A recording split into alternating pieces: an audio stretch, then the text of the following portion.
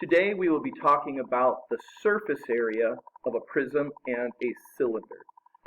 And the surface area, if we took this square prism, for example, is the sum of the areas of all of the faces. So there are 6 faces, 2 of them are bases, and then we have what are called lateral faces. So we are going to find the surface area in square units of all of these. So the way we do that is we find the area of the base, and there are 2 of them.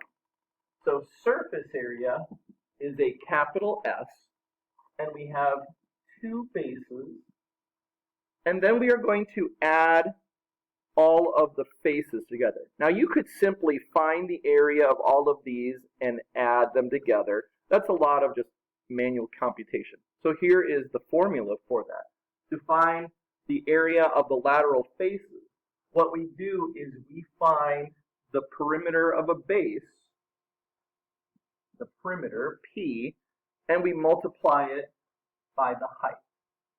So this looks pretty complicated. S equals 2B plus PH. Okay, it's just a formula. Now we need to just plug in and find it. So the base, let's just say we had this square prism. Well, we're going to change it into a rectangular prism. The base is 3 by 5. So the area of the base is just base times height. So it's 2 times 3 times 5. We have 2, a top and a bottom, that are 3 by 5. Then we are going to add to it the area of the lateral faces. The perimeter of a base, 3 by 5 by 3 by 5. So when we add that together, we get 16, and we multiply it by the height, perimeter times the height. Now we are just going to do the math, the computation. 2 times 3 times 5 is 30, and then 16 times 7, I'm going to pull out the trusty calculator, is 112. When we add those together, we get 142 square units. 142 square units.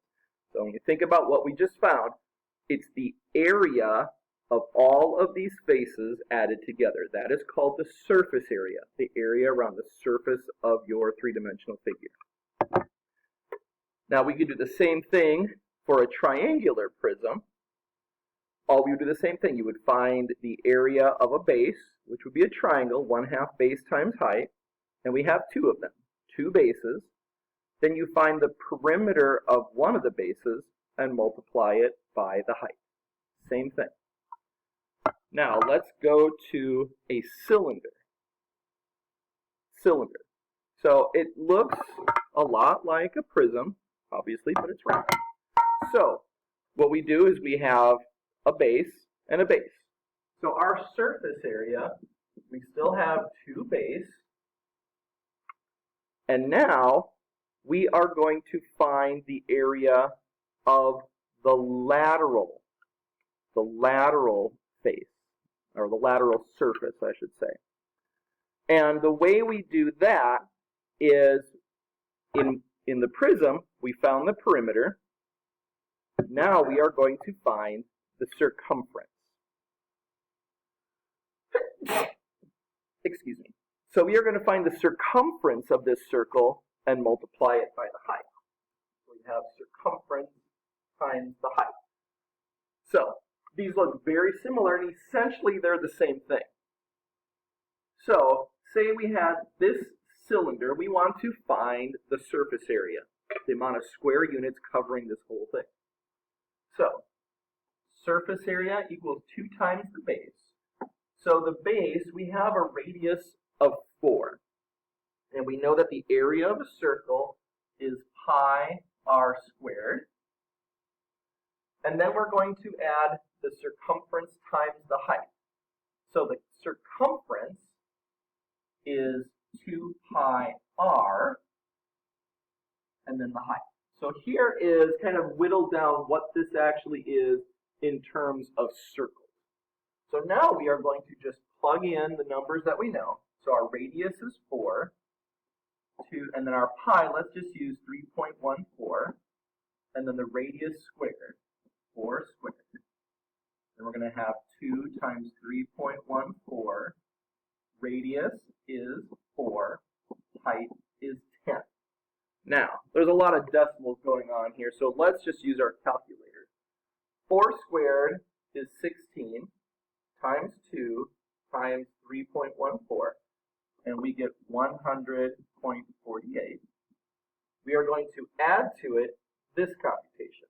2 times 3.14 times 4 times 10, that is 251.2. Let's add those together, and we get 351.68 square units. Now, depending upon what your directions say, you may need to round this to the nearest tenth, whatever. So you just need to follow those directions. So this is going to take a little bit of practice with these formulas. After a while, it will start to go faster. You will need a calculator for this. Now go practice.